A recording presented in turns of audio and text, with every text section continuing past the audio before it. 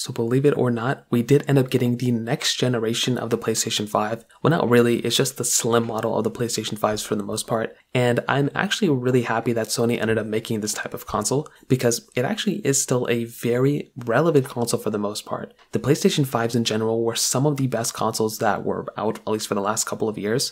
And now that Sony has made this specific version, I think this is a very, very good version to buy for the PlayStation 5 Slim. But if you have the original PlayStation 5 or the PlayStation 5 disc or digital model, I would recommend keeping those for the most part. But let's go and see how the PlayStation 5 Slim model holds up against the PlayStation 5 disc model that has already been out for a couple of years.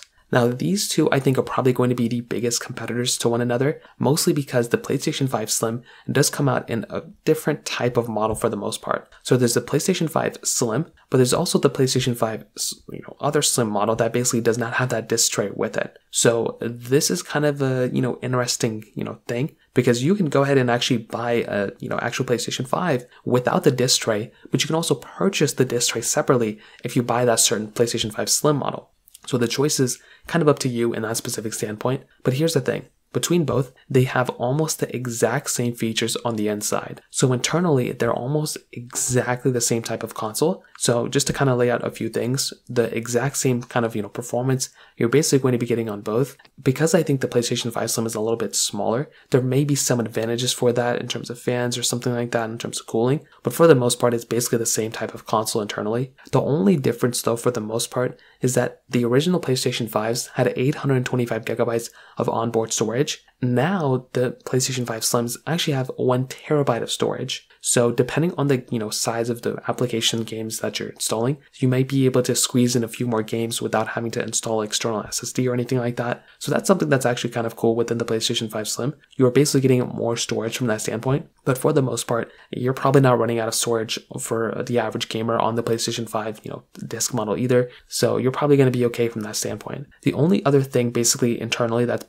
basically a big difference is maybe, like I said, the fans, like the way this console is kind of like situated, because you are basically getting a console that is essentially a little bit different in terms of the size, and that can have a little bit of an effect on this kind of stuff too. But regardless, you're basically getting the same type of console internally. Now on the outside, this is where the bigger differences kind of lie. So before, on the PlayStation 5 disc model, you had that standard, cover over the sides of both of them. It had a really unique design. I actually did like the design of the PlayStation 5 a lot, and I just like looking at it. Like, it's a super cool looking console. However, on the PlayStation 5 Slim, this is a little bit of a different story. So we basically have the cover still on both sides, but there's a little bit of a line going across on both of them. On both sides of the case, I think the top portion stays consistent. It's like this reflective material. The bottom portion is, I think, what you can actually replace and change. So where the disc tray is, you can actually go ahead and take off that cover and remove that disc tray if you want to, and add in, just another cover. I don't know why you want to do that. Most of the time, it's going to be a PlayStation 5 Slim that does not have that cover there, or that disc tray.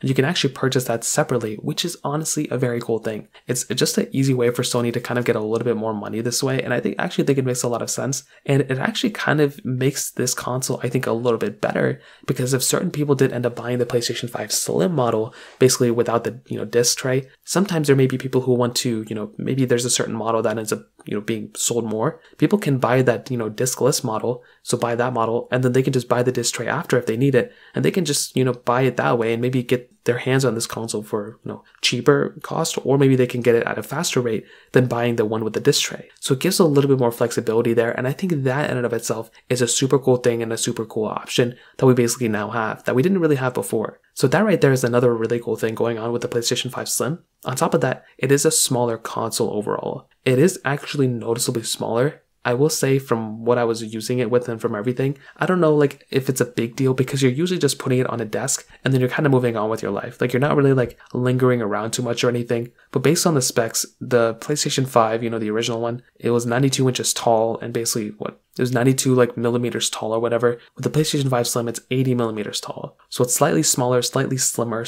overall sleeker. And I think that's a really cool advantage going for the PlayStation 5 as well. That's another cool thing going on with it. So beyond that though, those are basically the main differences. there's not really a big advantage I could think of going for the original PlayStation 5 in any capacity coming from if you're going for the PlayStation 5 Slim. Like, there's really only advantages going for the PlayStation 5 Slim. If you can get your hands on this console, and if it's cheap, if it's not cheaper, but if it's like more available, if you can just, buy it, I'd probably recommend going down that road. The only reason I'd recommend getting the PlayStation 5, the disc model, is that for one, if you already have it, I'd recommend just keeping it. This is not that big of a change. But two, if you are somebody who is able to buy a PlayStation 5 in the used market and they are substantially cheaper, like if you're saving a little bit of money, I'd recommend just buying one of those in the used market anyway. It would probably make a little bit more sense going down that direction than purchasing one of these consoles, in my opinion. So for the most part, that's kind of how I see it, and that's kind of how both these consoles kind of compare. If you have any other thoughts or questions, let me know in the comment section below. Hit the like button, that'll mean so much, but definitely hit that subscribe button. More importantly than everything else, I love every single one of you guys. Hopefully I'll catch you guys in the next video. Peace out till then.